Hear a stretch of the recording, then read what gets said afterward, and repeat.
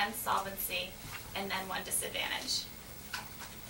My first argument on harms is that the affirmative evidence overclaims the impact. Awareness of mine location is already saving lives. Rutgers in 95. The toll of Cambodians losing limbs in landmine blasts has dropped significantly in the past 120 to about 120 a month, the foreign aid worker said. Demining has helped bring the number down. Terrence Nother said the fall was due to a higher awareness of the dangers of landmines among the local people, who were more cautious when venturing into the countryside, estimated to be infested with between 8 and 10 million mines.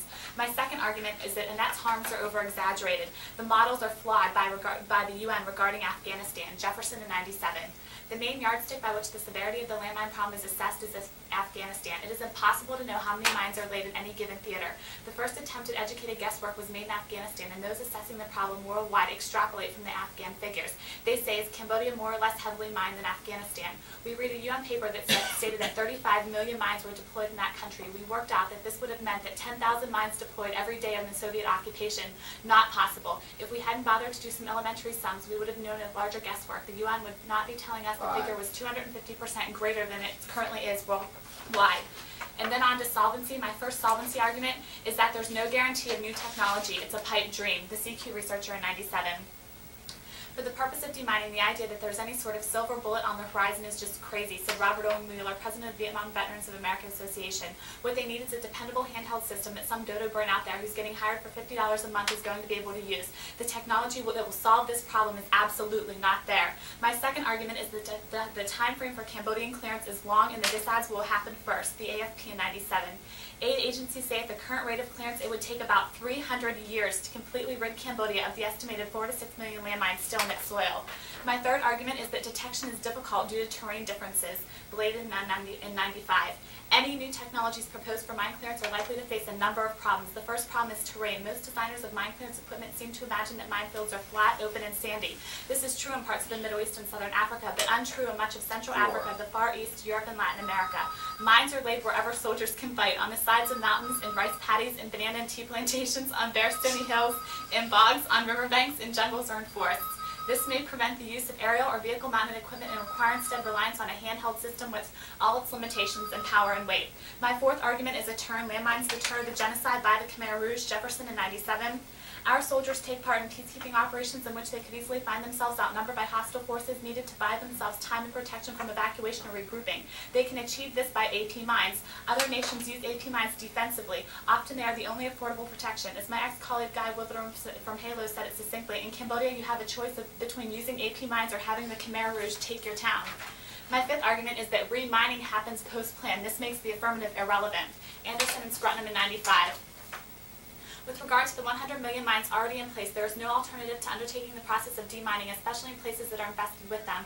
One immediate difficulty, of course, is that several of these places armed conflict continues, and the areas have been demined at vast costs, are often remined by combatants.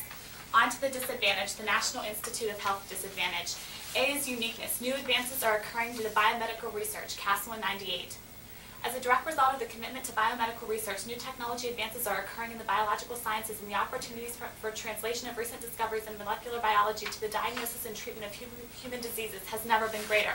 B is the links. 1, new spending trade-offs with the surplus which Clinton has allocated to the National Institute of Health, the Boston Herald in 98. In his budget plan, President Clinton put a major source of funding for his key to the biomedical industry. Clinton's budget plan contains an offer to boost funding for the National Institute of Health by some 50%.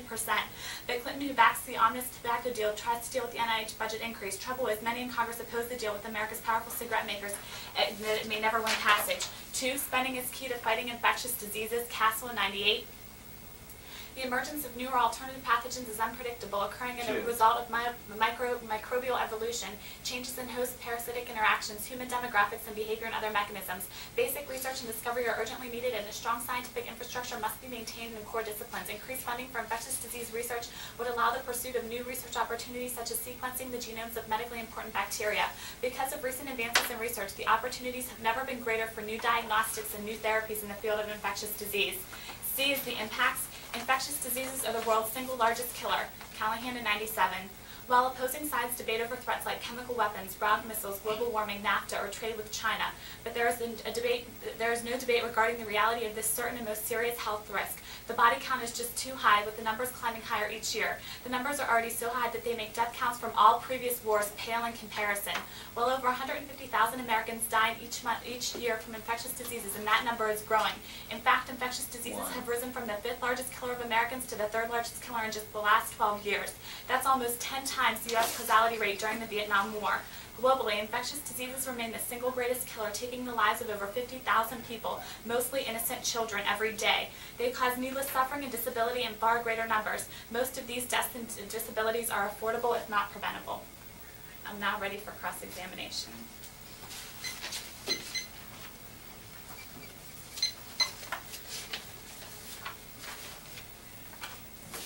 Okay, Missy, let's go straight to the turn. I have it 4th labeled on solvency. Can you explain to me, as I drop my papers, Yeah. what you mean? What the Jefferson evidence says is that right now in Cambodia, the Khmer Rouge is active, and in order to prevent the Khmer Rouge from coming into little Cambodian villages, landmines are necessary to prevent them from coming into the villages. So if you were to lift all the landmines in Cambodia, then essentially you would be giving the Khmer Rouge access to all the villages in Cambodia, in which case they would Can go you in tell and me create. what kind of threat the Khmer Rouge is currently? Well, the card talks about how they want to eliminate the Cambodian population. The Right, impact when is is that from? genocide. Jefferson in 97, February 2nd, 1997. Okay, let's go to the disadvantage. Okay. Can you tell me specifically, let's go with your link story. Okay. The argument is that you spend money, and currently, right now, the new Is it any money spent? Yes. And when was it from? I didn't catch February. it. My bad. Okay. February 9th, 1998. Thank you. Mm-hmm. And then the impact? The impact was just that whenever you spend money, you trade off with the National Institute of Health, and that's an organization that researches infectious diseases, and if they were preventing from doing such research, then infectious diseases would run the risk of spreading around the world. So you're having me to believe that because I take money out of this one area for Cambodia, it's going to directly affect the infectious disease? Well, That's the only area that's going to be affected by this? Well, my link card says that your plan takes money from the National Institute of Health. That's the only institute that researches Okay, why does it infectious take it from the diseases. National Institute for Health? Can I see Because that right now, specific card? yeah, it's the first card. The Boston Herald card talks about how right now the surplus is being allocated to the National Institute of Health, 50% increase in funding.